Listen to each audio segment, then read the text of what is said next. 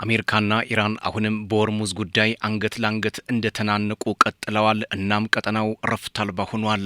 የፋርስ ምድር ጦርነት ወደ ጎረቤት ሀገራት መስፋፋቱም የመካከለኛው ምስራቅ አካባቢን በውጥረት እንዲሞላ አድርጎታል። ባለፈው ሰኔ ጄኔቫ ስዊዘርላንድ ላይ አሜሪካና ኢራን የ60 ቀናት ተኩስ አቁም ማድረጋቸው ቀጠናውን ወደ ተሻለ የሰላም ምዕራፍ ያሸጋግረዋል ቢባልም ከቴህራንና ዋሽንግተን የሚወጡ መግለጫዎች እርስ በርስ የሚካሰሱ መሆናቸው በቀጠናው ሰላም እንዳይወርድ አድርጎታል።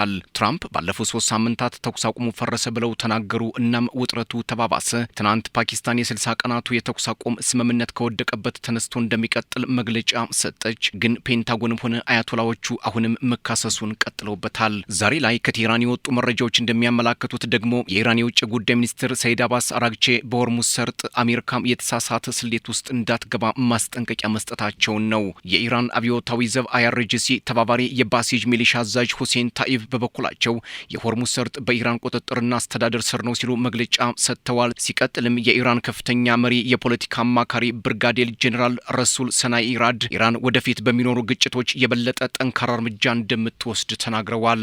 ትራምፕ ደግሞ ሆርሙዝን ተቆጣጥረናል ማለታቸው አይዘነጋምናም ውጥረቱ ሊበርድ አልቻለም። ብርጋዴር ጄኔራል ሰናኢ ኢራድ በቅርቡ በተደረገው ውጊያ ላይ በጽናት ቆመናል፣ በፈጣሪ ፈቃድ ወደፊት ሊከሰት በሚችል ማንኛውም ጦርነት በበለጠ ጽናትና በጥቃት አድራሽነት እንቆማለን ማለታቸው የወደፊቱ የፋርስ ምድር ጦርነት ሊከብድ እንደሚችል አመላካች ተደርጎ ተወስዷል። የኢራን ጠላት በኢኮኖሚ ጫና አማካኝነት የውስጥ ክፍፍል ለመፍጠር አልሞ እንደነበር፣ ነገር ግን እቅዱ እንዳልተሳካለት ገልጸዋል። አሜሪካም ጊዜያዊ ስምምነቱ በተደረሰ በ48 ሰዓታት ውስጥ ውሉን የጣሰች ሲሆን ከጥቂት ቀናት በኋላ ደግሞ ሙሉ በሙሉ ራሷን አግላለች ሲሉ የኢራን ባለስልጣናት ይከሳሉ።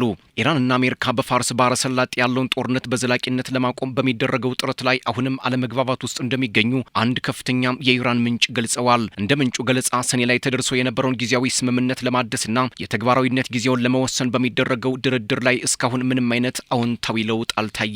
በሮያል ዩናይትድ ሰርቪስ ኢንስቲትዩት የፖለቲካ ተንታኝ የሆኑት ማይክል ስቲቨንሰን ከአልጀዚራ ጋር ባደረጉት ቃለ ምልልስ በቴህራንና ዋሽንግተን መካከል የፍልሚያ ማዕከል በሆነው በሆርሙዝ የባህር ሰርጥ ላይ የትራፊክ እንቅስቃሴን እንዴት ማስተዳደር እንደሚቻል በኢራን ኦማንና በባህረ ሰላጤው የትብብር ምክር ቤት ጂሲሲ መካከል ከበስተጀርባ ውይይቶች እየተካሄዱ እንደሚገኙም ተናግረዋል። ማክሰኞ በባህረ ሰላጤው የንግድ መርከቦች ላይ አዲስ ጥቃት መፈጸሙን ተከትሎ የአሜሪካው ፕሬዝዳንት ዶናልድ ትራምፕ በኢራን መሪዎች ላይ አዲስ የቃላት ትችት መሰንዘራቸው ቀጠናዊ ውጥረቱን ለማርገብ ይደረግ የነበረውን ጥረትና የሰላም ተስፋዎችን የበለጠ አጨልሟል የሚሉ ተንታኞችም በርከት እያሉ ነው። ሰኔ ላይ ተደርሶ የነበረው ስምምነት በሁሉም ግንባሮች ወታደራዊ እንቅስቃሴዎች በአስቸኳይና በዘላቂነት እንዲቆሙ የሚደነግግ ቢሆንም ሂደቱ በፍጥነት ሊደናቀፍ ችሏል። ፕሬዝዳንት ትራምፕ በፈረንጆቹ ሐምሌ 7 ስምምነቱ ማብቃቱን የተናገሩ ሲሆን የኢራን የውጭ ጉዳይ ሚኒስቴር ደግሞ ከአንድ ሳምንት በኋላ ስምምነቱ መታገዱን አስታውቆ ነበር። በአሜሪካና ኢራን መካከል ያለው አለመግባባት አሁንም ተባብሶ መቀጠሉ ለመካከለኛው ምስራቅ ቀጠናም ስጋት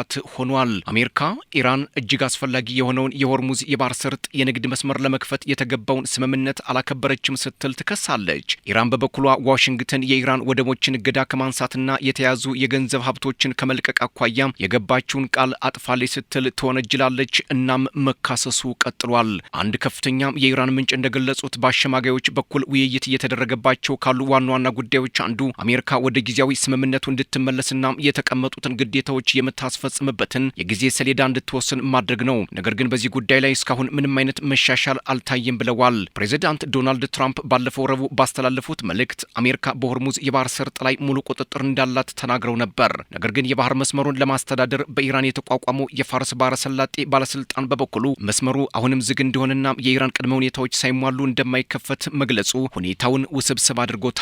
ትራምፕ ትሩዝ በተባለው የማህበራዊ ሚዲያ ገጻቸው ላይ ባሰፈሩት መልእክት ኢራን በወሬ እንጂ በተግባር የለችም፣ ካሁን በኋላ የመካከለኛው ምስራቅ አስፈሪ አትሆንም ሲሉ መጻፋቸው የሆርሙዝ ነገር እንዲህ በቀላሉ የሚታለፍ አለመሆኑን ያሳያል። ሰኔ ላይ የተደረሰው ጊዜያዊ የተኩስ ማቆም ስምምነት የሁለቱ ሀገራት ፍቃድ ታክሎበት ሊራዘም የሚችል የ60 ቀናት ገደብ አስቀምጦ የነበረ ሲሆን በዚህ ጊዜ ውስጥ ኢራንና አሜሪካም የቴህራንን የኒውክሌር ፕሮግራም በሚገድብና የአሜሪካን ማዕቀቦች በሚያነሳ የዘላቂ ሰላም ስምምነት ላይ ይደርሳሉ ተብሎ ይጠበቅ ነበር።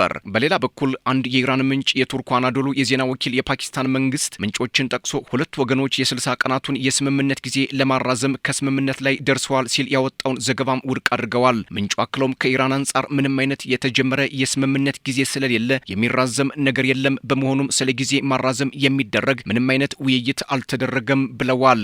ይህ የባለስልጣኑ መግለጫ እንደሚያሳየው ኢራንና አሜሪካ ወደ ጠረጴዛው ከመምጣት ይልቅ ጠመንጃውን የመረጡ አስመስሎባቸዋል ሲሉ የፖለቲካ ተንታኞች ሀሳባቸውን አስቀምጠዋል።